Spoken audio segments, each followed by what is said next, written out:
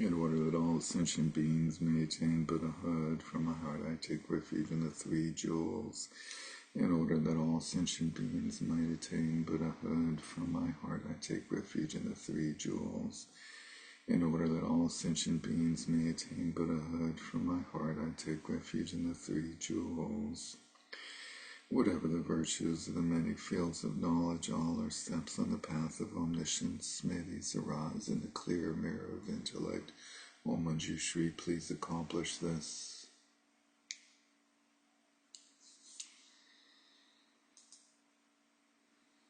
Good evening, welcome back. Welcome to our new member, Zeke. Thanks for joining us. So, we're on page... We ended a little bit early last time on page 134. 438. For what? 9. For what? 438 or 439, I think. I'm not sure. No, we ended on page 441. And you said we had to read the rest of the chapter on our own. Yeah. Okay.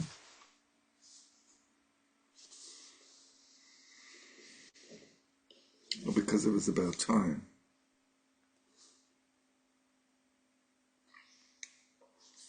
Why don't we start on the bottom of 441? Is that what you said, Debbie, 441? Yeah, that's where we left off. If you want to start, yeah. Yeah, let's do that on the top. Let's start on the top. Okay, so there are distinctions in terms of time, and what's the they there that he's talking about? The yogas? The four yogurts. Okay, the exalted Gomchung states, one-pointedness is the time of meditating with solidification. I think we went through this. We left off at the bottom of that page. Yeah, we talked about the different types of mindfulness. Other explanations of their distinctive features. The exalted Sangyare teaches one-pointedness has the highs and lows of experiences still. I added the still. It is a mundane path when karma is amassed. It's before the path of seeing, when we become a noble being and transition to the super mundane path, surpass the world of karma. Freedom from elaborations is when you see your homeland, or true homeland. For most, meditation is engaged with alternately equipoise and post-meditation, meditative realization. During one taste, appearances arise as meditation. It is when meditation becomes a constant flow. So appearances is referring to post-meditation. Non-meditation is the seat of the Dharmakaya. For most, non-meditation is something nominal. Which is an interesting caveat about attainment these days, back in the 16th century. Thus, Sankhagyari asserts that one-pointedness is a mundane path. Freedom from elaborations is when the ground abiding state is seen. The ground abiding state is the nature of mind. Yeah, nature of mind. One taste is when appearances arise as meditation. Non-meditation is the actual Dharmakaya. And the non-meditation of most practitioners these days is something nominal. So nominal, meaning not like the authentic, not like the complete, fully actualized version of non-meditation, or Dharmakaya, I guess. He also describes how the signs and excellent qualities arise during the cultivation of the four yogas. If you sustain one-pointedness for a long time, you can't help but reverse your fixation to sense pleasures, and you will have some of the excellent qualities of the rishis, such as supercognitive abilities and miraculous powers. Rishis are siddhas, similar to siddhas. accomplished ones. If you sustain the realizations of freedom from elaborations, you will see the great spectacle of indeterminate false appearances, depending on the strength of your training and acuity of your faculties. You will develop some of the excellent qualities of the bodhisattvas. That is the field for the arising of compassion, free from attachments. You will develop some of the excellent qualities of the bodhisattvas, freedom from elaboration. So this is where you enter the bodhisattva path, the first bhumi, the path of seeing. In the arising field for the arising of compassion, free from attachments. Compassion without reference point. If you sustain one taste for a long time, you will see the great spectacle of the Buddha's Pure Lands. Whether you roll about, stand on your head, or wander around, you never leave the victor's seat. So the victor's seat, Bodh Gaya, Vajrasana, seems to be used here as a metaphor for the enlightened, place of enlightened being. In other words, the abiding state, the ground abiding state. You never leave that no matter what you do. So you can move around and roll about, which, moving about it in the ground abiding, while you're experiencing the ground abiding state, is a lot harder than when you're sitting in meditation, right? And so to be able to maintain dwelling in the abiding ground state, the ground abiding state, while you're doing things is definitely a much more advanced accomplishment. But that is the idea with one taste. The whole array of interdependent causes and conditions is laid out like brocade in the midday sun. I thought that was the most interesting line. So just like sort of seeing all appearances as this brocade array of causes and conditions, meaning like an adornment, like an adorned, like a beautifully adorned matrix of causes and conditions, just sort of seeing things and all their connections and all their potential for future production. That reminds me, I'm sorry, that reminds me, I forget which Rinpoche was asked, but they asked him, what did he think of Donald Trump? And he said, it's fantastic.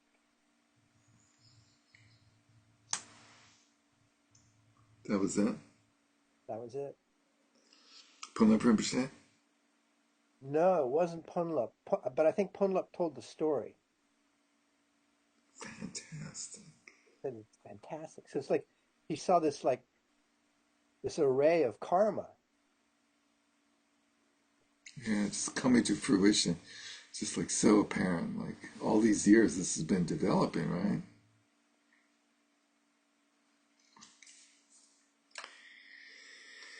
You will have some of the Buddha's excellent qualities. Immeasurable benefit for others will occur. So even like 1/zillionth of the Buddha's excellent qualities is, incredible, right? If you proceed to the highest non-meditation, you will perfect your actual actions, and excellent qualities will manifest. The exalted young Gunpa explains how the 4 yogas purify the 8 modes of consciousness. During one-pointedness, you will separate from the skandha forms and will purify the 5 sense consciousnesses. That's interesting, like one-pointedness, completing, perfecting shamatha, being able to experience absorption states, the realm of form and formlessness, and experiencing pure form, and separating from the skandha forms in the formless realms. I don't know. During freedom from elaborations, you will separate from the skandhas of feelings and discriminations. and you will purify the mental consciousness. So they're separating from and purifying, separating feeling and discrimination, two of the skandhas 2 and 3, and two of the 51 mental factors. And just the mental consciousness is purified, but not the sense consciousness during one taste. So the mental consciousness, so it's said that the freedom from elaborations equates to the path of seeing, which is where we let go of or abandon the sense of self, the fixation on self, and the seventh consciousness. During one taste, you will separate from the skandha of formative forces, the fourth skandha, and will purify the afflictive mentations. So here you overcome all the negative and positive propensities of the fourth skandha accumulated since beginningless time. And then during non-meditation, you will separate from the skandha of consciousness and purify the alaya consciousness, the eighth consciousness.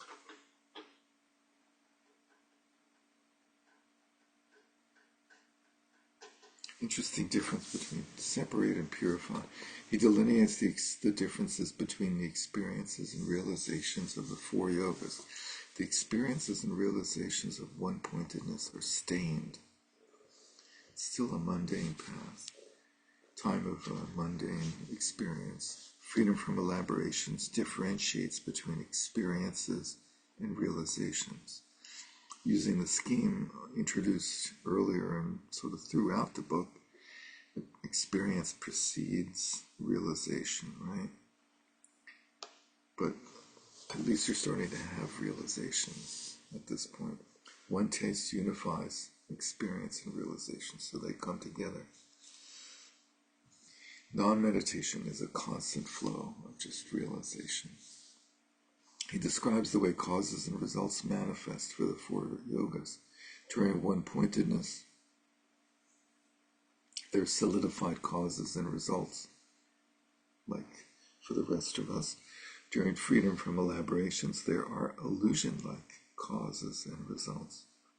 During one taste, there are space-like causes and results. So illusion-like is like, they appear like an illusion to the perceiver, and space-like is that they have no impact. Space does not perform any function. During non-meditation, they are known to be groundless, dependent arisings. Regarding this point, some say, once the essence of mind is seen, karmic causes and results do not occur, just as seeds cannot be planted in space. Often they talk about flowers blooming in space, but here we have seeds because we're talking about causes, I guess. They're quite wrong for the following reasons. Although the expression recognizing the essence of mind is used during one-pointedness meditation, since fixations have not yet been purified, practitioners on that level accumulate, I say still accumulate, the karma of solidification. Even though it is explained that seeing the essence of mind just as it is the realization of the second yoga, freedom from elaborations, practitioners on that level have separations, achievements, and alterations. So there are still occasions when they accumulate the usual seemingly existent karma. I guess the translator added seemingly based on the input of one of her advisors, presumably. Separations, achievements, and alternations. It is also taught that even the attainment of the realization of one taste may have fleeting moments of solidified appearances. Fleeting moments. It's like for a moment getting caught by appearances. And therefore practitioners on that level have moments when they amass karma. Just like little moments. Oh, darn, I just amassed some more karma. Consequently, as long as our mind has any grasping, we accumulate karma. That's the key, right? As the Precious Garland, which is a beautiful text by Nagarjuna, says, as long as you cling to the skandhas, you will take them to be an I. If you believe in an I, you create karma. From karma, there will be birth. The exalted Kampopa states, as long as the stake of clinging is not extracted, thoughts will gather karma. Posting the lookout of undistracted mindfulness is something good. And if you have if you want to look into this whole issue of at what stage karma no longer has any impact, there's a famous koan in the Zen tradition about the fox. What's the guy's name? Some Zen master and the fox. One Zen master asks another if something like if they still generates karma. He says no, and then he's reborn as a fox for like 100 lifetimes, right? And so they have a koan about that. That being so, we amass karma in keeping with the degree and mode of clinging that we have in our mind, until we realize that appearances are illusions. We experience the causes and results of fixations, or the causes and results of solidification. Once we have such realization, until we perfect it, we have causes and results that are mere appearances, or we have illusion-like causes and results.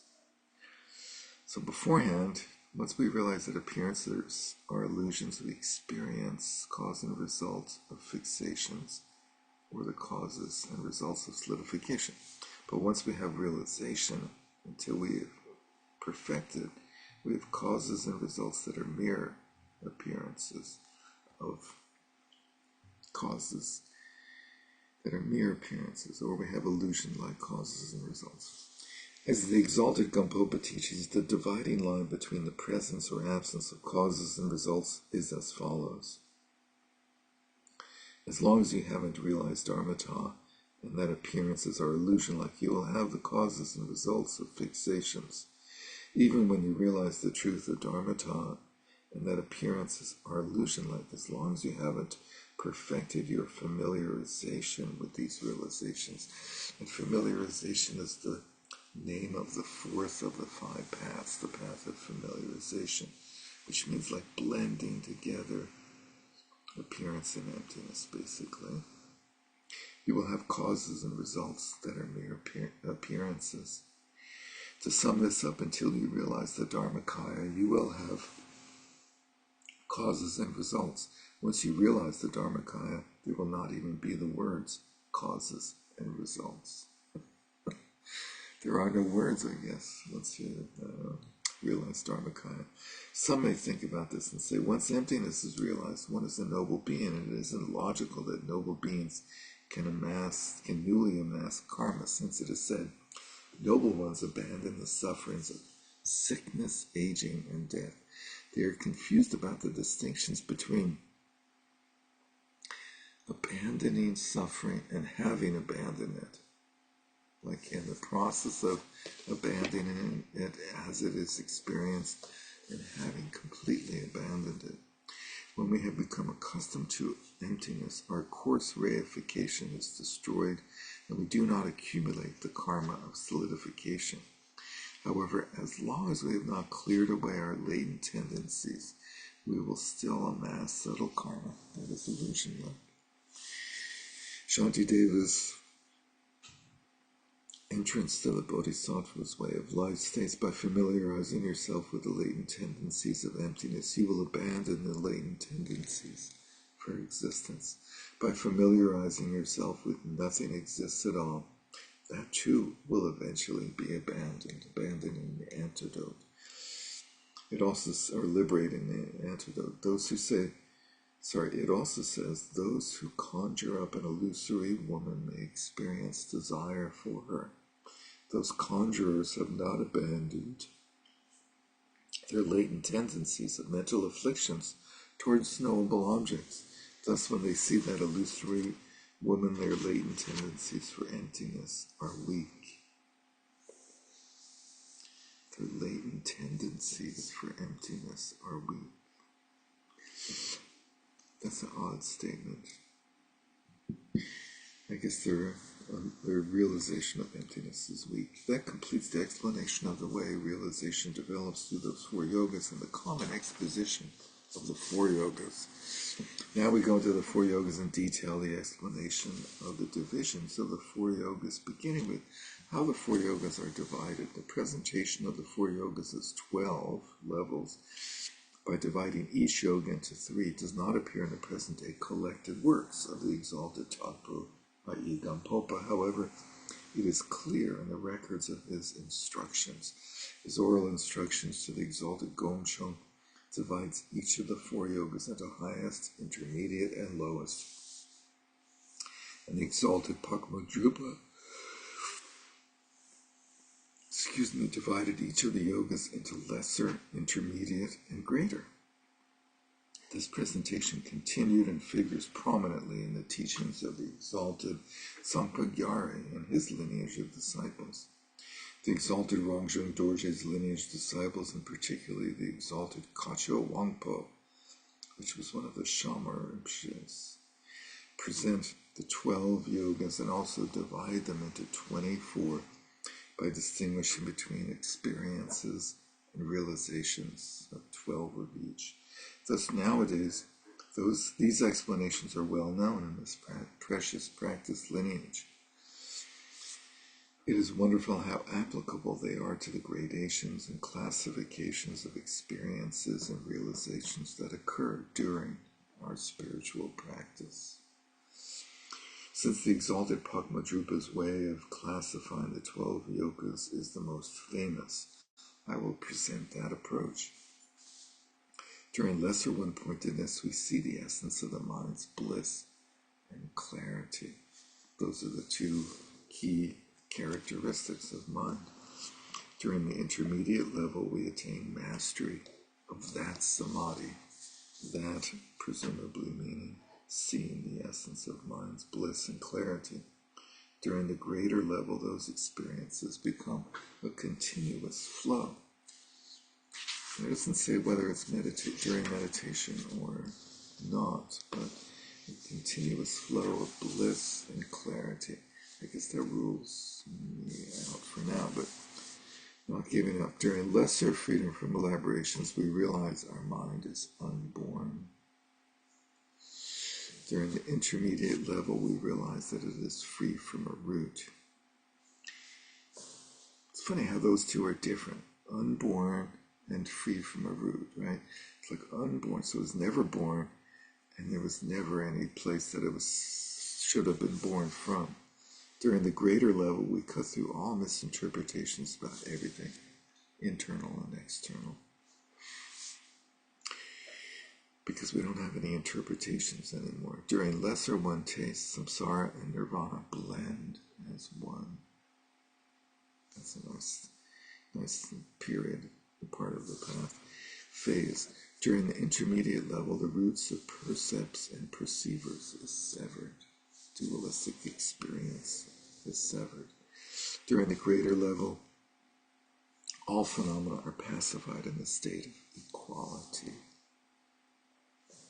During lesser non-meditation, we are separated from an object of meditation and a meditator.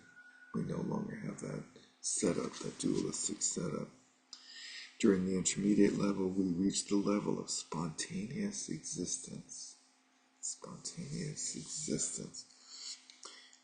It's funny, earlier she used the phrase spontaneous presence, I think. Something about presence, but now the existence. During the greater level, the two types of luminosity mix. We've talked about the two types of luminosity, right? There's the vegan and GMO-free, right?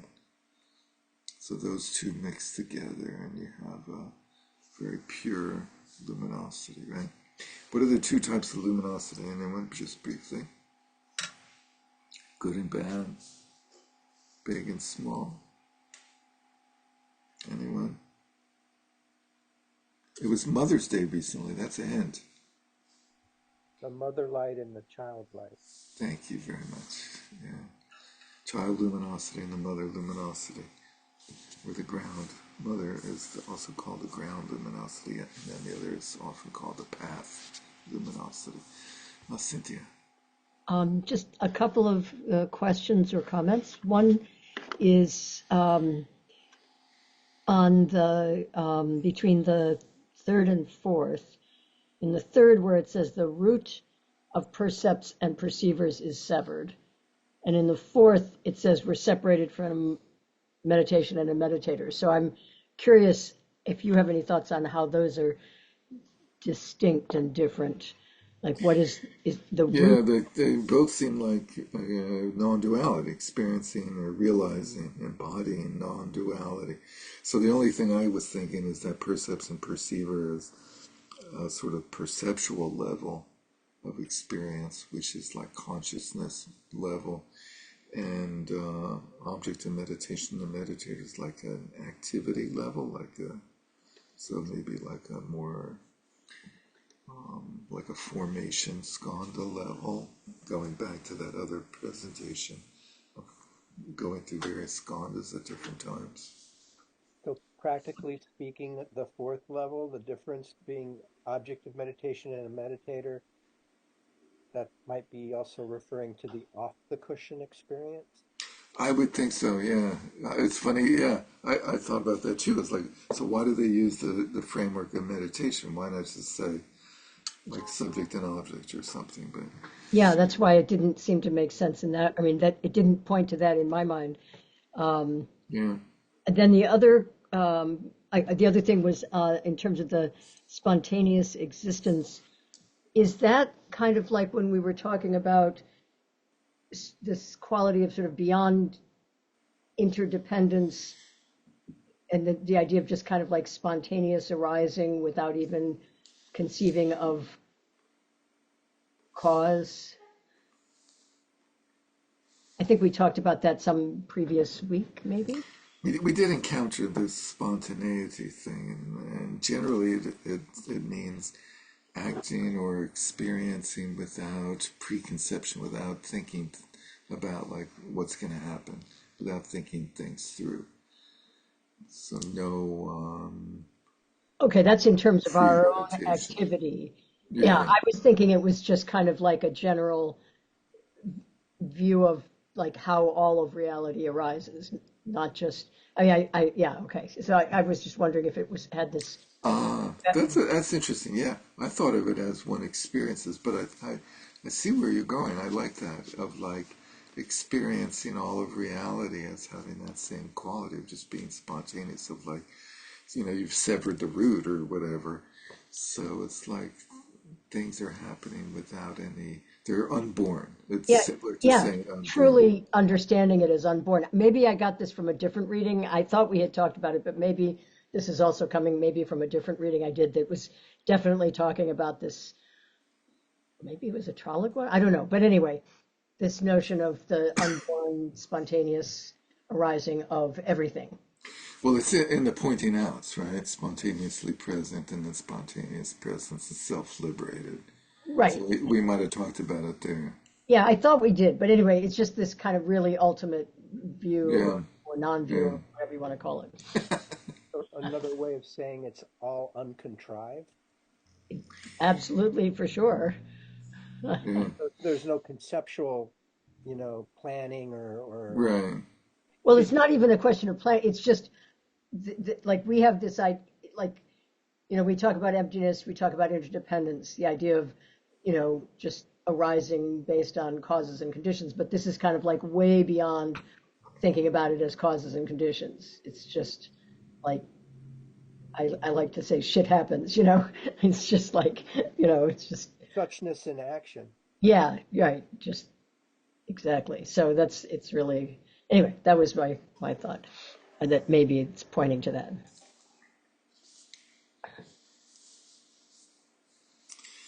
We will understand the meaning of those points from the explanations to come.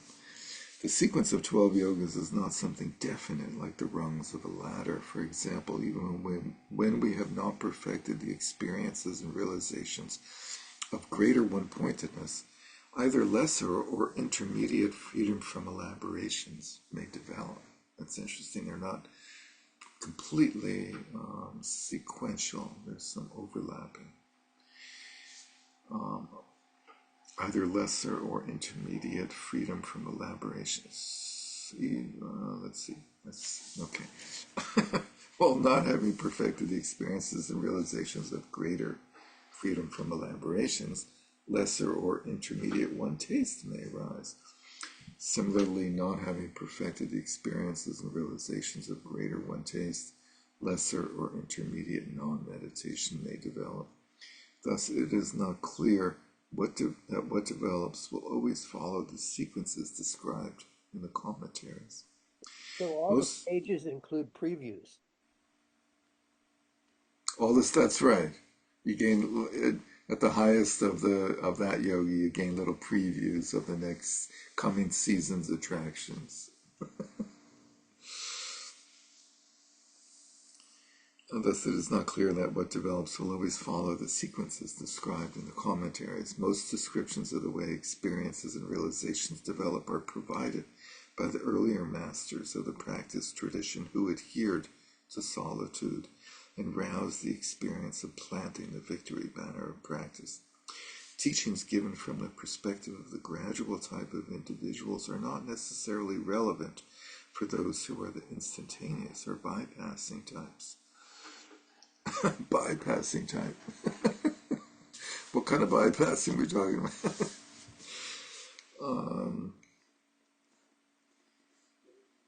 In particular, since it seems that the majority of practitioners in these days have succumbed to laziness and distraction, it's not certain that they will experience the development of the four yogas just described.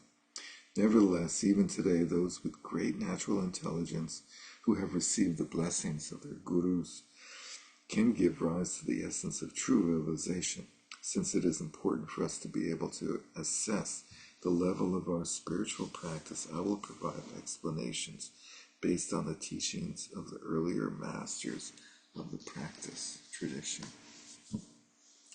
The explanation of their divisions, starting with the yoga of one-pointedness, which has 3 sections, starting with the divisions of one-pointedness.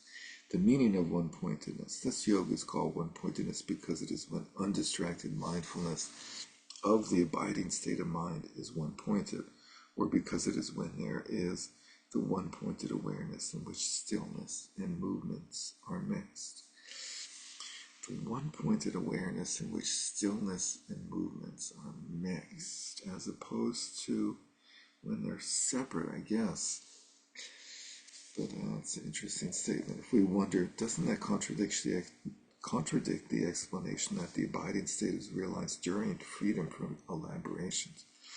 There's no such problem because there are many significant differences between the yoga of one-pointedness and the yoga of freedom from elaborations, such as the difference between the object of meditation being simply our own mind and it being all external and internal phenomena. So that's an interesting one. So in one-pointedness, the object of meditation is simply our own mind, and in freedom from elaborations, it is all external and internal phenomena, apparently. And between clinging to objects of experience and certainty, presumably in one-pointedness, and being free from that, and freedom from elaborations. Some confuse the explanation that shamatha is the one-pointed mind, in which context the mind rests one-pointedly in a non-conceptual state and has the sharp, vivid clarity of alertness, with the one-pointedness of this context. That would be me, affiliating shamatha with this one-pointedness stage, right? Others mistake this one-pointedness for the certainty that arises with an understanding of emptiness within that shamatha. The first are incorrect because although that one-pointed mind is the mere arising of flawless shamatha, it is completely devoid of the certainty of vipassana. So the mere arising of flawless shamatha, devoid of the certainty of vipassana, cannot be this yoga of one-pointedness. The latter are also wrong because their certainty, which backtracking a few sentences, there's certainty that arises with an understanding of emptiness within that shamatha. So the latter are also wrong because their certainty is nothing but a simple understanding in which the mind is directed towards emptiness. They too lack the vipassana certainty in which the essence of mind itself is seen. So thinking that one-pointedness is abiding in shamatha, focus on emptiness is not a correct understanding of one-pointedness because it lacks vipassana. Therefore, this yoga of one-pointedness must be awareness resting one-pointedly on what is seen when the essence of mind is seen. So that would be different than when the essence of mind is like experienced and realized in freedom from elaborations, right? So just seeing the essence of mind. And it must have the mindfulness awareness that recognizes and mixes stillness and movements as being of equal taste. So that's when like shamatha is initially dwelling in either stillness or primarily stillness, not usually dwelling in movement, but I guess maybe there, but it's still like distinguishing between stillness and movement. And one-pointedness is where mindfulness awareness recognizes and mixes stillness and movement as being of one taste, of equal taste. Because as the exalted Gomchung, he seems to be the favorite of the two brothers, right? Gomchung definitely says, during one-pointedness, the essence is realized. So the essence being the essence of mind, the ground abiding state, is realized. Realized is an advanced word to use for that here, but he's going to give some other explanation. Could you just say again, in relation to the stillness and the movement and the one-pointedness? Yeah, generally we think of shamatha as being separating stillness and movement, right? Mm-hmm. We identify stillness and we're able to sort of remain in stillness despite movement, but we basically separate the experience in order to maintain our shamatha.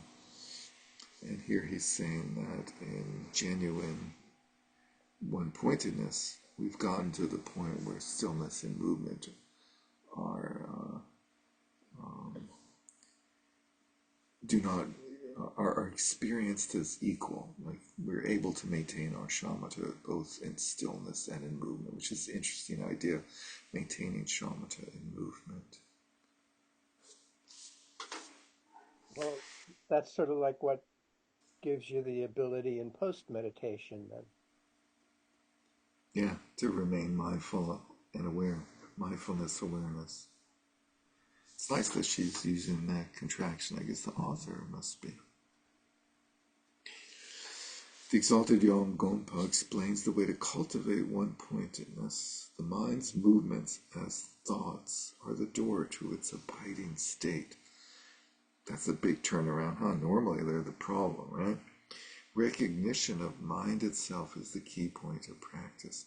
So recognizing mind itself, the abiding state, the nature of mind itself, and by favoring and dwelling only in stillness, we're not able to really realize the nature of mind. We think we have a sort of one-sided experience or understanding of the nature of mind, thinking that it's different than movement. Encountering mind's own face, mind mixes with itself, which is probably a reference to stillness and movement mixing. Look to see whether there are any recollections or thoughts that are not mind itself. That's a good one, right? Can you have any thought that's not mind? There will come a time when meditation blends the distinction between stillness and movement. That's like, what do you think about things you know nothing about? This yoga of one-pointedness has three levels. Lesser one-pointedness starts with samadhi, focusing on the essence of mind, clarity and emptiness, and accompanied by experiences of bliss. Arises and yet is difficult to sustain. It includes the phase when meditation occurs as long as you meditate. And intermediate one-pointedness is when samadhi occurs sometimes, even though you are not meditating. That must be cool. And when meditation makes it stable. Thus you attain mastery of one-pointedness. Greater one-pointedness is when the experiences of that samadhi manifest continuously. Meditative equipoise and post-meditative attainment, your 4 daily activities, and the cycle of day and night pass completely in that state of clear, empty awareness.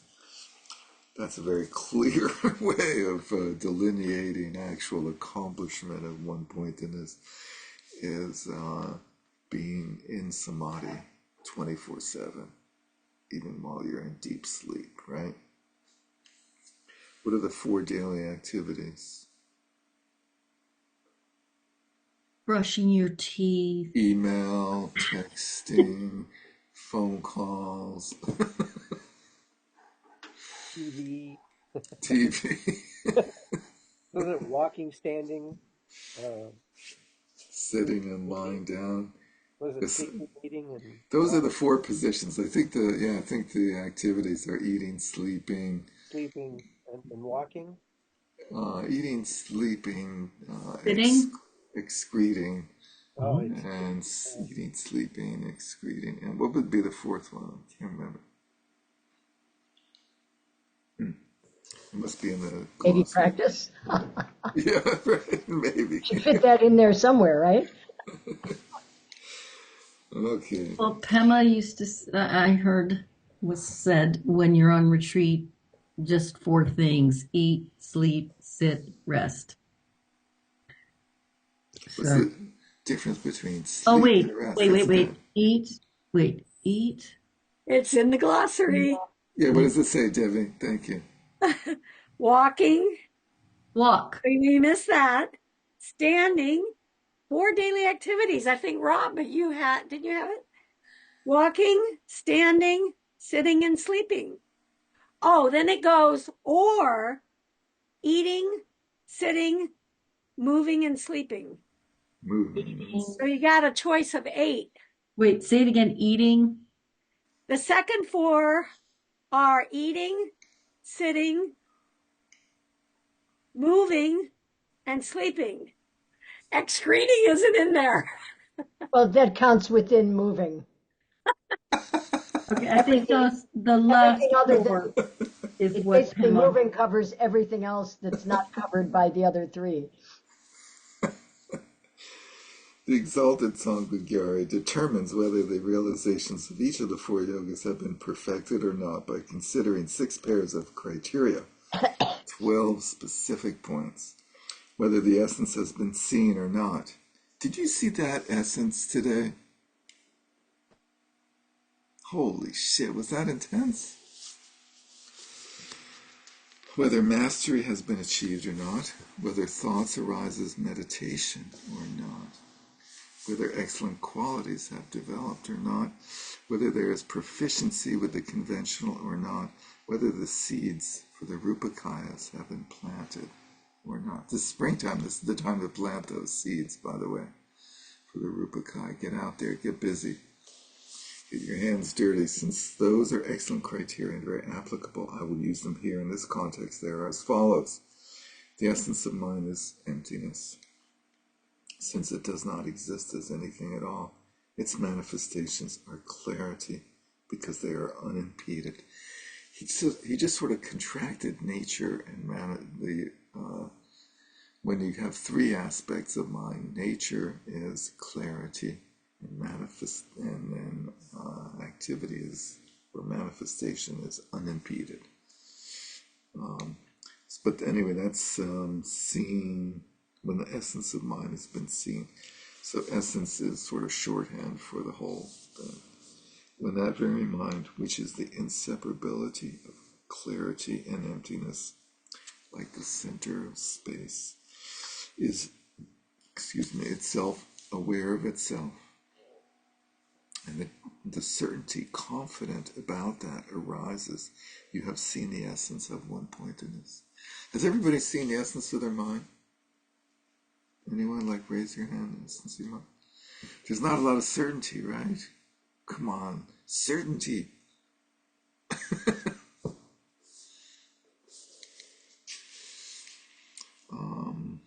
If you rest vividly and vibrantly in the experiences of bliss, clarity, and non-conceptuality, but do not have the assurance that is certain about reflexive awareness. I think reflexive awareness in this case is just what was described in the last sentence, is certainty about the nature of mind, about seeing the essence of mind. Your experiences then, which appear yet are not ascertained, are like that of children seeing the moon reflected in water. So that's key. Experiences which appear yet are not ascertained. If you rest vividly and vibrantly in the experiences of the three yams, or whatever, that arise from meditation, but do not have the assurance that is certain about a reflexive awareness, your experiences which appear yet are not ascertained are like that of children seeing the moon reflected in water. You have not seen the essence of one-pointedness. So the experiences are bliss, clarity, and one-pointed, non-thought, right? And those experiences then are it's what it's calling for here is a Vipassana look at those experiences.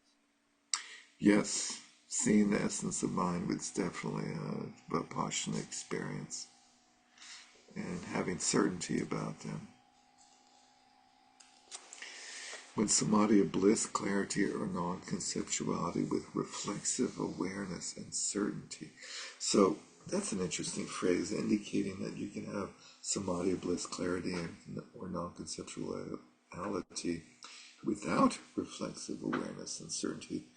That indicates that sort of confirms what Rob just stated, is that aspect of reflexive awareness and certainty is like the samadhi of Vipassana, as opposed to a samadhi of shamatha. That is bliss, clarity, or non-conceptuality. Well, also, I think it's just, I mean, my understanding is that those nyams are, in one sense, they're a sign, they're a sign that you are practicing, but they're not a sign of full realization. So, they're,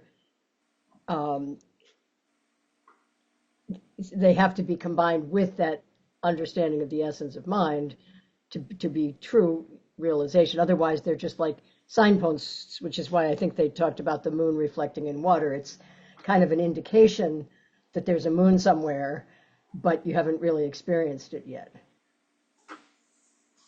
Thank you. Thank you. I'm assuming that since we're still talking about the first yoga, those experiences are far from enlightenment.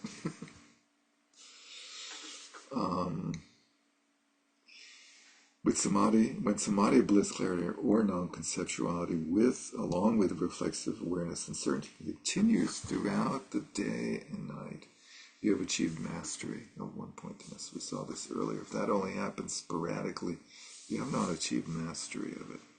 When the arising of thoughts and the appearances of objects become meditation simply by being mindful without the need to reject them, and you can enter into the luminosity experienced during sleep. Thoughts have arisen as meditation. So, the arising of thoughts reminding us of meditation become meditation simply by being mindful and enter into the luminosity of deep sleep. If the manifestations of thoughts and appearances are drawn in by mindfulness and then must be forced into meditation, thoughts have not arisen as meditation. We saw this much earlier when in the chapter on sustaining, where he went through the strains and the faults and so forth, right? You use that same example of being thought, like drawing in thoughts and appearances into mindfulness or into emptiness or stillness.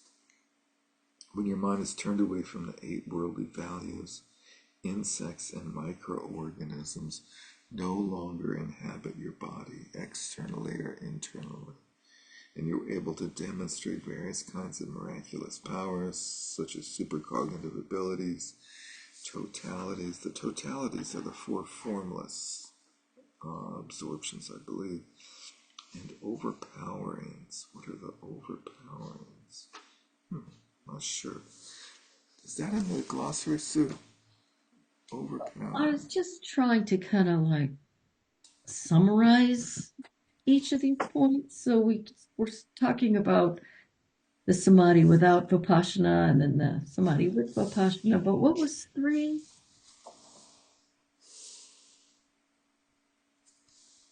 What was 3? 3 is when stillness and movement come together. Is that what this paragraph says? That's what we talked about before, but is that what this paragraph says? Okay. I'll Two is the 3 experiences, right? Continuing throughout the day and night with certainty. And then 3 is when thoughts and appearances become meditation, so mixing of So when they become meditation, it's the mixing. that would be my way of Okay. correlating it with the descriptions provided earlier.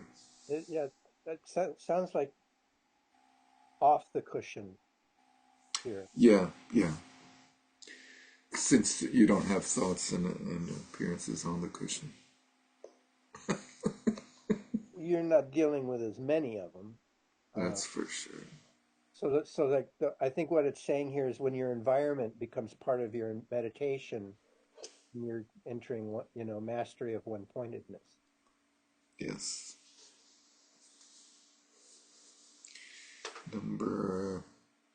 Let's see, insects and microorganisms no longer inhabit your body. I think you would die if you didn't have any insects or microorganisms, right? Like, you need them, but I don't know. They're talking about certain, I don't know. You are able to demonstrate various kinds of miraculous powers, and you have developed the excellent qualities of one-pointedness. If your mind is unworkable, you haven't achieved mental tranquility, and you aren't able to demonstrate the common signs. The common signs. And you have not developed these excellent qualities. When in your post-meditative mind, you feel certain about the interdependent connections between all external and internal causes and their results, both large and small, which unerringly arise, being manifestations of the lucidity of samadhi. You are able to correctly engage with adopting and rejecting them. You have proficiency with the conventional. If you do not have certainty about such interdependence and are careless about adopting or rejecting causes and results, you do not have this proficiency. So that one is definitely about interdependence, cause and results, and our role in experiencing and generating karma. When your post-meditative mind is one of compassion that references sentient beings, and you make vast aspiration prayers to be of benefit to others. So there's 3 types of compassion. The first one is that compassion that references sentient beings. And you make vast aspiration prayers to be of benefit to others. You have planted the seeds of the Rupakayas. So, vast aspiration prayers. Do we do that? Do all of you do that? Make vast aspiration prayers? What would that be like? Making vast aspiration prayers. Well, there's the big long ones like the Mahamudra aspiration prayers and all that sort of thing. but also dedication of merit is Yeah, a bit of a aspiration there. yeah, yeah. Don't we And make it like we do? We say that prayer 3 times in our prayer to Manjushri. That's right. bingo, bingo, exactly. Yeah, may all sentient beings attain enlightenment. Also, there's forms of guru yoga. Yeah, all of these, yeah. And four immeasurables. If being obscured by certain types of experiences in samadhi, it is difficult to arouse compassion, and you seek peace rather, and happiness for yourself alone, you have not planted the seeds of the Rupakayas. Leave me alone, I'm meditating. Can't you see I'm meditating here? Leave me alone. So this is saying number 6, the conclusion in the one-pointedness is to arrive at the bodhisattva vision of vast compassion Yeah, for yeah. everyone. Your every thought moment is filled with the aspiration to be a benefit to others.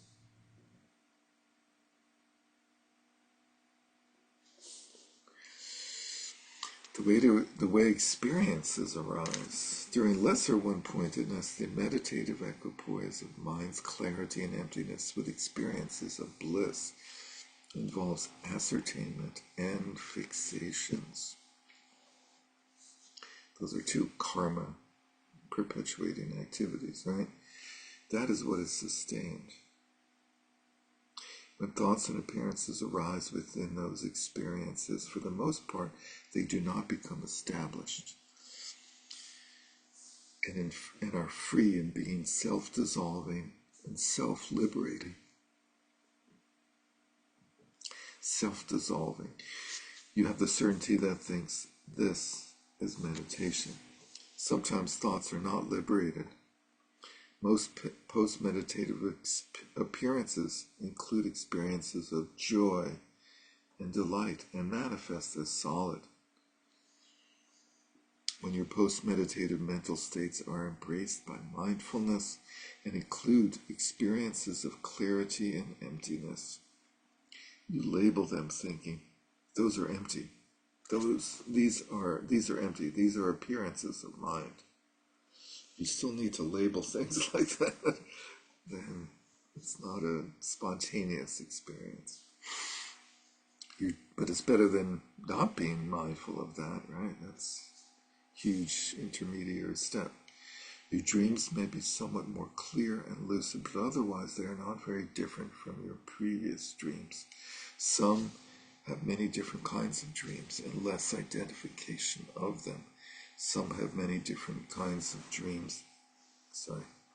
Sometimes it is difficult to rest evenly, and you might think, I just can't meditate.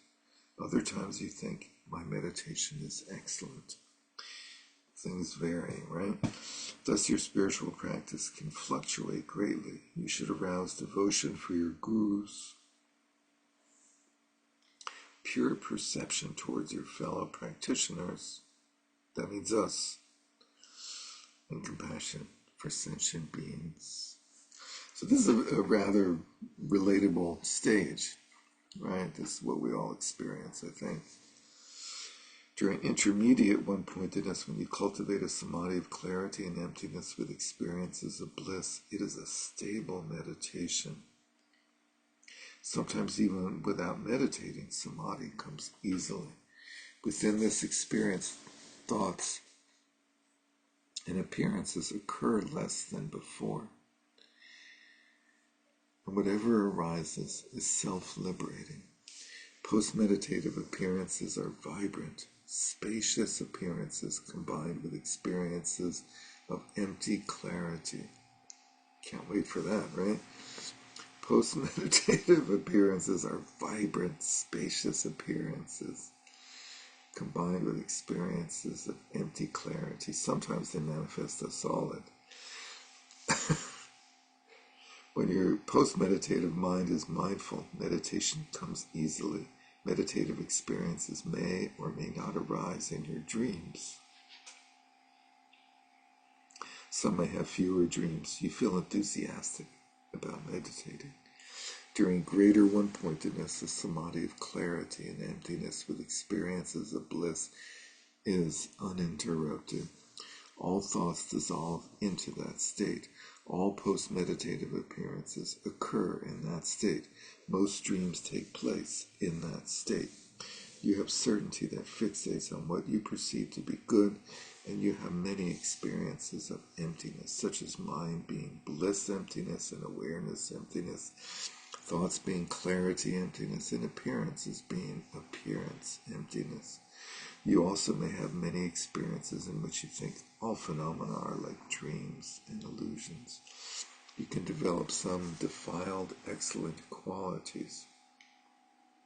It's a little bit of a funny phrase, defiled, excellent qualities, such as a little bit of supercognitive abilities. You may think, there is no meditation better than this. I've got it, this is it. You give rise to devotion, pure perception, and so forth. By the way, when that happens, when you think there's no meditation better than this, keep going. Keep going the same way. The methods for sustaining those. During the 3 levels of one-pointedness, you should be diligent about staying in retreat in the mountains, sealing yourself into retreat and observing silence. If you are affected by serious contaminations or negative influences, your mind will be unworkable and your prajna obscured. Since even minor contaminations can make your samadhi unclear and create many hindrances and problems, you should be very careful to avoid contaminations.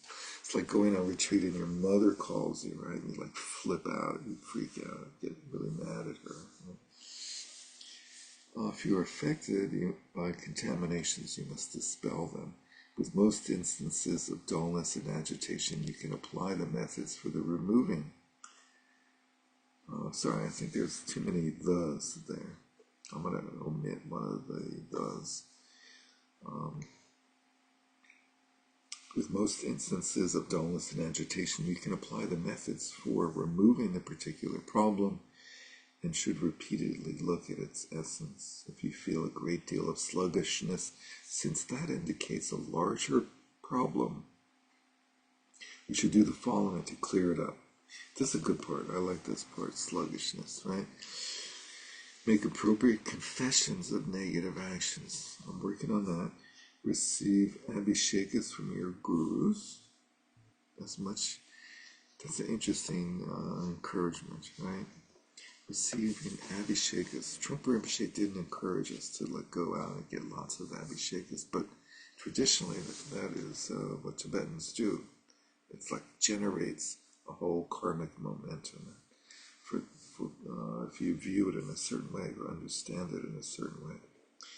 And take the samadhi abhisheka many times. That was a curious one, right? What is the samadhi abhisheka? Not clear. Offer Gana chakras. Gana chakras are like feast practice, right? Where you get together. Like we do that with sadhana Mahamudra sometimes, right? We do the sadhana practice and then we have like a reception with food and drink and offerings. So do that a lot. We should do that once a month. Make offerings and engage in acts of generosity, right? Giving money to various good causes and working in soup kitchens, things like that, helping people. You should discuss this with your gurus and experienced fellow practitioners like you guys. Deb Frederick is out there all the time doing good activity. Very inspiring. If you have significant troubles, if you have significant troubles, yeah. Well, no, maybe it's not. Maybe it is that you don't want. Yeah, if That's you have significant troubles, maybe there's a but there. Don't want to discuss them with your gurus and experienced practitioners. And, so it's a list, develop wrong views. Those are obstacles of Mara's. You must make a special effort in taking refuge, revitalizing your disenchantment with samsara renunciation, your determination for definite release from samsara. I definitely want to get out of here. Your devotion, pure perception, and compassion. Refuge, renunciation, aspiration for release, determination for release, devotion, pure perception, and compassion. Those 6 things, okay? Just those 6 things. Write that down. You could throw in 4 reminders while you're at it. That overlaps with this list a little bit. It doesn't have pure perception, devotion, and compassion. No, And but it has meditate. that this doesn't. Yeah, so you got to add a few. Then meditate. You should also rest for a few days to recover from any fatigue you may be experiencing, and do some type of physical exercise. Often we start with the resting for a few days to recover, right? And we find out that we need to rest for quite a while. I'm kidding. Okay, so what are the 6? Refuge, renunciation, Determination, determination. devotion, pure perception, and compassion. Mm. Following that, like a cormorant, focused on catching fish. Those are the birds that like dive under the water for a long period of time, right? One pointedly cultivates some kind of enforced mindfulness or applied mindfulness. As was explained earlier for samadhi, you have to start by like trying to actually train your mind. Do not pursue an intellectual understanding at that point, at that phase. Non-conceptual stillness, anything you have experienced. So there's another list. Don't pursue analytical understanding, non-conceptual stillness, anything you have experienced. I like that one because usually we have some like experience in meditation. We keep wanting that to happen again. Or the allure of what appears to the post-meditative mind, which is everything. Do not be attached to good experiences and don't regard bad ones as problems.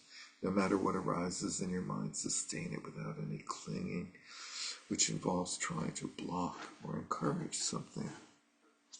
Since stagnant experiences will obscure the essence of your mind, disperse the dankness of experiences again and again. This is an interesting phrase that comes up here and there in these sort of texts. The dankness of experiences, stagnant experiences. Any ideas what those are? How might you describe that or relate to it? Like the stupor type of things, the Stupor, yeah, like sort of being in a stupor for a while, like totally spaced out, or maybe depressed, like dwelling, like Mesmerizing sameness. mesmerizing sameness that could be of any flavor, right? Or like fixation on wanting this or that, right? The dankness, just like totally fixated, or totally spaced out, totally preoccupied. Something that kind of lingers and perpetuates itself Yeah, rather than a positive experience that you encourage, but something that lingers in some. yeah. So it's important to figure out how to disperse them, right? That's the key. We can recognize them often, but how to disperse them is not always easy, and Yeah, might be individual. I think that's where the practice with the watcher is helpful. That's a little bit advanced, though. Like if we're talking about spaced out, or like a stupor, or like depression, or stuff like that. Yeah, well, it's a matter of looking at it, and sort of, you know, put it in the spotlight a little bit. But also, they mention physical activity, right? Physical exercise can be helpful. Derek, Lujong. Yeah. um, I don't see dankness personally as meaning any particular state, like, oh, it's the torpor kind, it's the ignorance kind. I just think of it as like the word cocoon, which I think is also a very, I think dankness, it probably shows up right there. And I think it just means anything that we're stuck in. Yeah. And I think the implication to me here is just, so you've gotten stuck at this level and you need a breath of fresh air, no matter what that feels like. Yeah. You might be stuck in a dankness of a sort of one-sided meditation that views thoughts as a problem. Yeah. So the key is, how do you disperse like recognizing dankness when it occurs, and then somehow shifting the energy, getting the energy moving. Yeah, I mean, in particular, the recognizing can be challenging for certain of those states because the whole point of what those states are is that there's no awareness. Yeah, self-awareness is limited. Yeah. But eventually you come out of it and then you have to notice, oh, I just came out of that, and that's not a, place you want to hang out. So then It's helpful to have close practitioner friends who are willing to like point that out too, which is touchy. That's like another, reason why we do short sessions. Yeah. right. That's the other thing is, like, besides all the things that he mentioned, like exercise, and there's the gaze issues, and you raising your gaze and all sorts of Confession and all these things. supplications and aspirations. Yeah. So it's not just things that you do on the cushion at that moment, but it's how you surround or envelop yourself in other types of practices that help break out of these things. Mm. Yeah. So, Sue, and then let's go on. Yeah, just There really is- quickly. Oh, Sorry. Ziki. Oh, I just wanted to say, I mean, I'm not trying to do too much Trump ricochet on cocoon if that's not really warranted here, but the implication there, at least, of dankness is that it's also your own Buddha nature recognizes that it's dank. That on some level, it's not like, oh, there was no way for me to tell that I was stuck and I needed my practitioner friends or I needed this book to make me see that all was not right. It's like, actually, we know it's horrible in here. Like, so I read that here too, that if it's dank there, on some level we're aware of it and it's our basic intelligence and there's something trustworthy beyond this guy's words about it that we could follow as a way out. Neat. I like the cocoon analogy. Thank you for that. Sue, one last dankness. Well, it was similar to that, just the idea of turning toward it. Whenever there's something really, some state Dank. like that you're in, dank or depressed, whatever it is, there's a tendency to want to, get out of it. But sometimes just turning toward it will lead to dissipation of that. Yeah. Okay, good. He gives some right after that, right? Arouse sharp awareness. Sustain a fresh mind unaffected by contrivances. Similar to how to work with the cocoon, right? Can I ask one more question? I don't mean to be holding us up right towards the end, but you all know, maybe I'm not really familiar with the earlier portions of this text yet. I'm working my way backwards, but I do know some of the language of clarifying the natural state pretty well, and there's a few sentences here that are just right out of the description of the loosening practice. So I actually just don't know, and I haven't flipped yet through to see, is this similar to the way he describes the kind of late shamatha practice in Moonbeams? Because to me, it sounds like here he's saying, go back to what I told you and do late stage, quote unquote, loosening practice of shamatha without contrivances, don't regard good things as good and bad things as bad. That all feels very familiar. Am I hearing that? Yeah, he's gone through this sort of experience and how to work with it a number of times in the text, mostly in the shamatha sections earlier on. Yeah, with similar schemes that he's giving now of sharp awareness and sustaining a fresh mind unaffected by contrivances. From time to time, read the Vajra songs. the Kagu Gurtso, right? The Rain of Wisdom, or other songs of the Guru's Dohas. And biographies of the previous masters. You know, Trungpa Rinpoche used to say, when you go and retreat, you don't bring, the only books you bring are biographies of the masters, or the songs of realization, of the practice tradition, to see how they underwent hardships with fortitude and established their practice. It's very helpful to read their life stories and see how they dealt with dankness and other difficult experiences that they encountered. Be determined to practice as they did. It is thought that those who practice the yoga of one-pointedness for many years but do not progress to freedom from elaboration should give up the 3 attachments.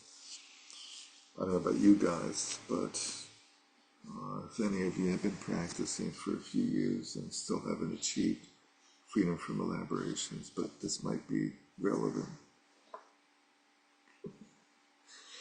Just kidding. Giving up attachments to your sense of self. That's easy, right? Just do that. Cut your ties to anything you are attached to in this life. Okay? Withdraw from human company. See you later. Dispense with your attachments to friends and your aversion for enemies. Let go of any worldly entanglements. Offer your body to your gurus. Stop cherishing your skandhas. I like that one. Stop cherishing your skandhas. Eat your vegetables. Stop cherishing your skandhas. And practice the offerings and generosity of a kusali. The kusali. Secondly, give up attachment to your possessions. With whatever wealth and possessions you have, make pleasing offerings to your gurus. Present satisfying offering tormas and Ghana chakras to the Yadams and others, and give everything you own to please your Vajra brothers and sisters. I remember the life story of Patrul Rinpoche. They talk about how he gave up all his possessions like 7 times or something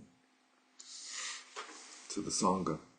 Give up all that you desire, the food you crave, the wealth for which you long. So you could do that, by the way. Westchester Meditation Center is willing to accept all of your possessions, all of your funds, all of your whatever it is. Just let us know. We'll come pick them up, okay? Care nothing for food, clothing, or conversation. Undertake conduct like that of a wounded deer, as explained above. Yeah, earlier on I used that analogy of the wounded deer. Right? Just retreat. Deal with your wound.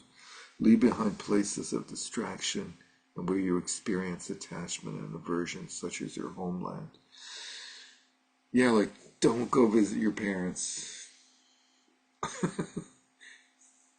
What about your own home and your living room is full of distraction, Yeah, right? your homeland, yeah. Okay.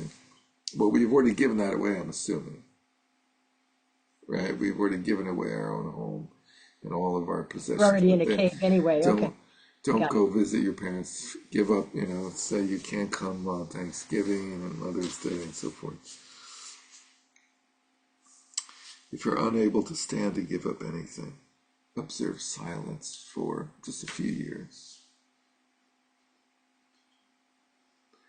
You starting now, Sue? Is that your? No, I'm just seeing these 1, 2, 3, and I'm wondering if they are body, speech, and mind related. That your sense of self is body related, and all of your stuff is speech related in a way, moving, all your stuff and your communications and what you do with your money. And then samadhi is mind. I don't think so. I think it's just more general than that. Starting with letting go of your sense of self. It's like let go of me, let go of mine, and then me and mine. Stop doing me and mine, and then give up spiritual bypass and attachment to Dharma. But what is the difference between me and mine? What's the difference between me and mine? And then what are the why are they so different? You know, they both have human company. Me is the fixation on myself as having an innate individuality, and mine is all of my everything that I've acquired in this life, in terms of internal and external. Internally, I've developed all sorts of terrible mannerisms, a really bad sense of humor, very bad habits, laziness, things like that. Right. Externally, I've acquired enormous wealth. I have a huge house. So it's the Huge. way your That's my. this self is expressed externally and internally. Yeah, me and mine. That's like the basic sense of Hmm. me-ness, the sense of duality. There's me, and there's everybody else. It's not hard to imagine an aesthetic with a very large ego.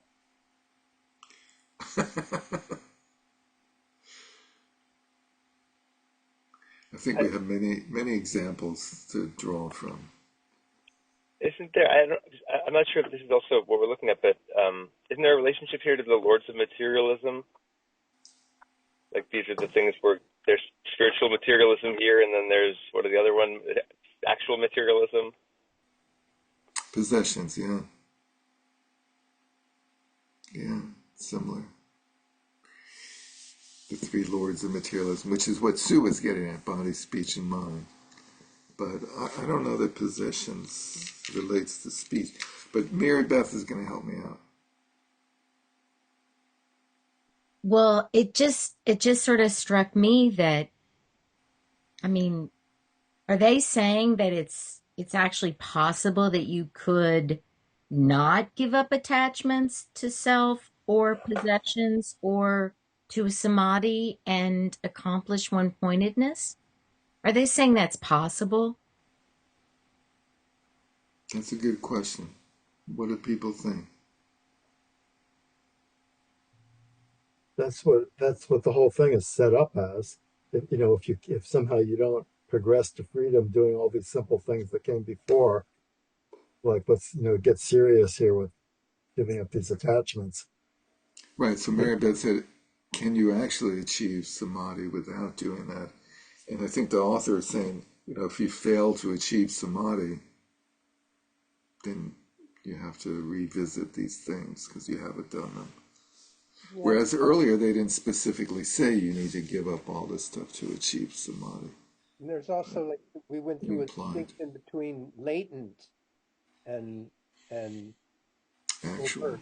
Yeah, Yeah. yeah, So there may be latent, versions of attachment to self and possessions.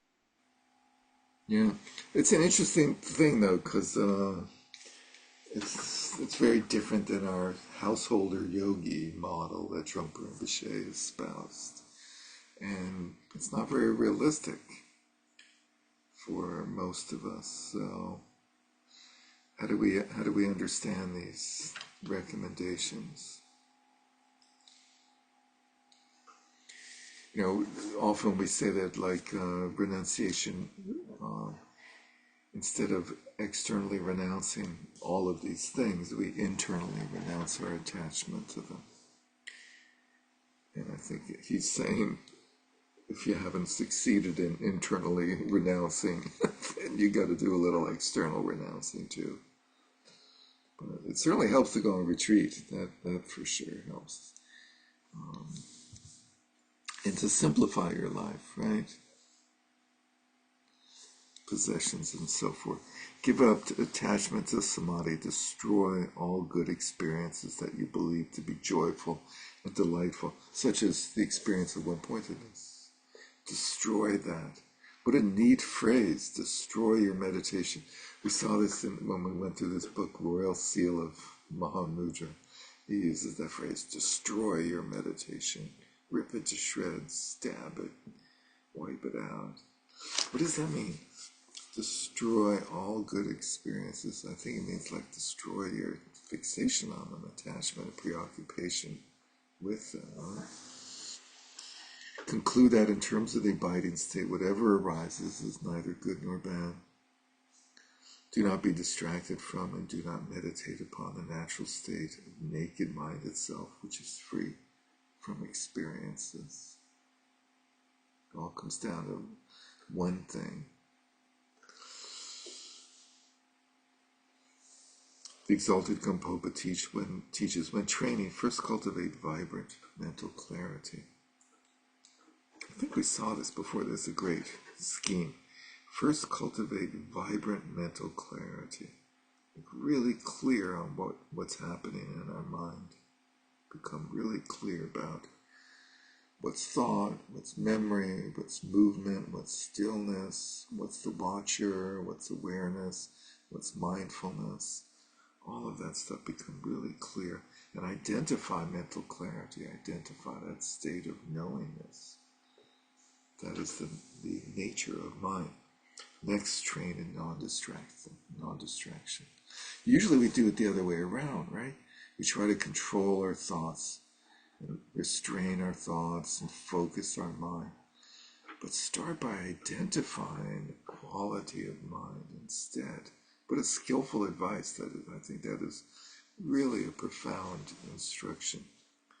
Instead of first trying to control your mind, first try to identify, oh, I have a mind.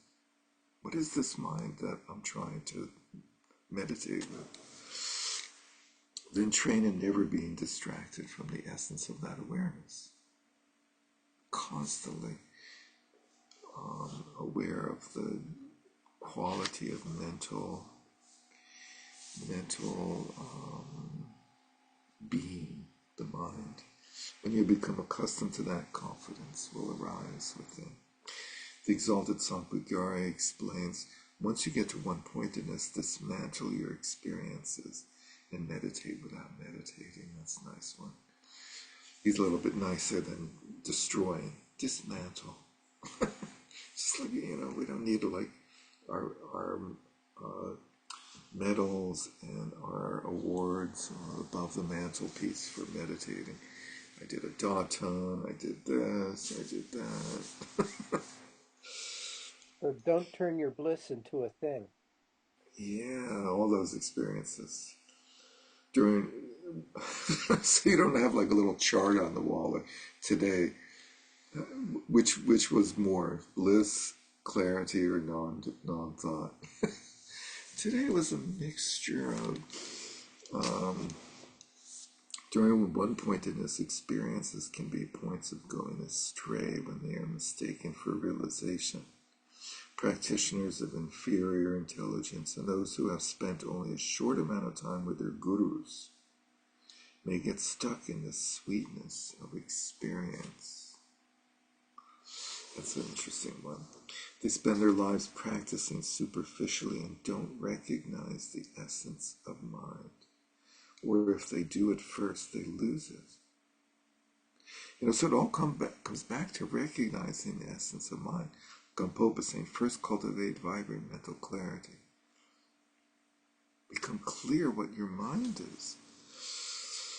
That's why, like the most Buddhist traditions start with identifying mind and going through what is mind. What are the types of mind? What are the characteristics of mind? What is the function of mind? They spend their lives practicing superficially, etc. Don't recognize the essence of mind. If they do that, first they lose it. The exalted Gampopa states, although the view, free from conceptualization, is called beyond extremes, that's mentally fabricated. Great meditators who haven't cut their bonds may have excellent samadhi, but it's a cause of their samsara. It's the cause of their rebirth in the form realms or something. And okay, we'll finish up this section on the next page. The exalted Drikompa, Jiten Sungun, the first Drikom,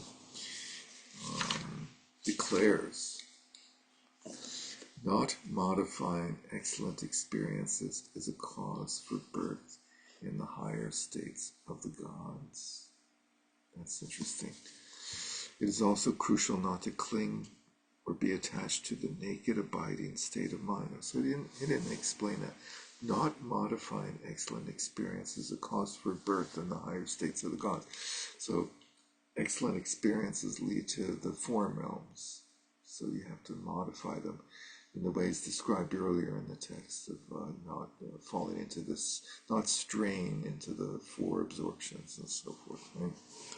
It is critical not to cling to or be attached to the naked abiding state of mind, even though all the emphasis was on identifying the naked state of mind, but we have to do it without clinging to it or being attached to it.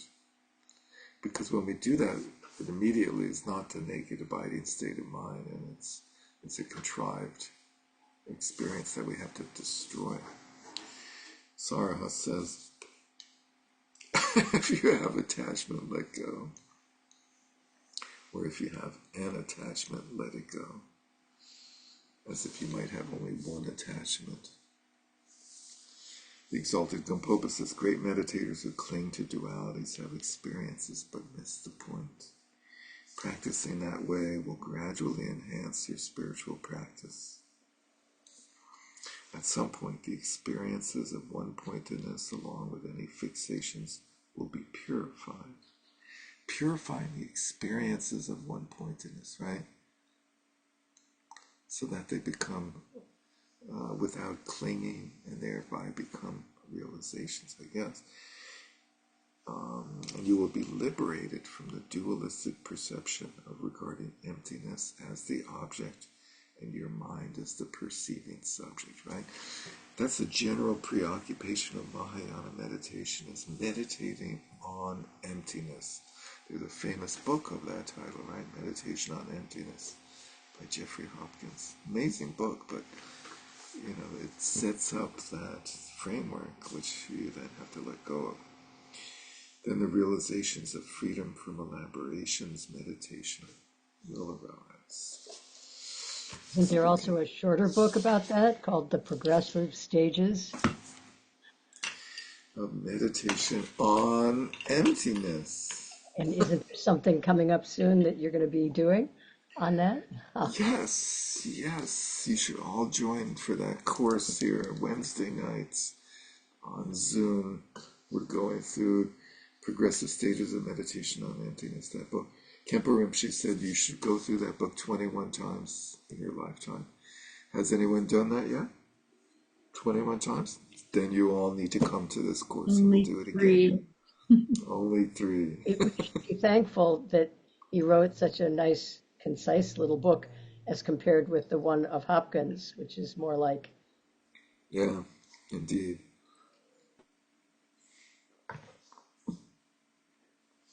I hope you come. Wednesday nights. Should be fun. Progressive Stages. When you start? Starts on May 21st, which is next Wednesday. Wednesday night starts on next Wednesday, not on next Tuesday. Yeah, Westchester Meditation Center. You can Google that and find it, I think. So let's dedicate and close. Okay? By this merit, may all attain omniscience, may defeat the enemy wrongdoing from the stormy waves of birth, old age, sickness, and death, from the ocean of samsara. May I free all beings. By the confidence of the golden sun of the great east, may the lotus garden of the Rigden's wisdom bloom. May the dark ignorance of sentient beings be dispelled. May all beings enjoy profound, brilliant glory.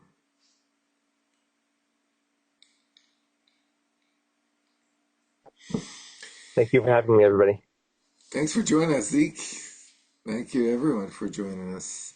Have a great evening and week. See you soon. Bye-bye. Good night, everyone. Bye.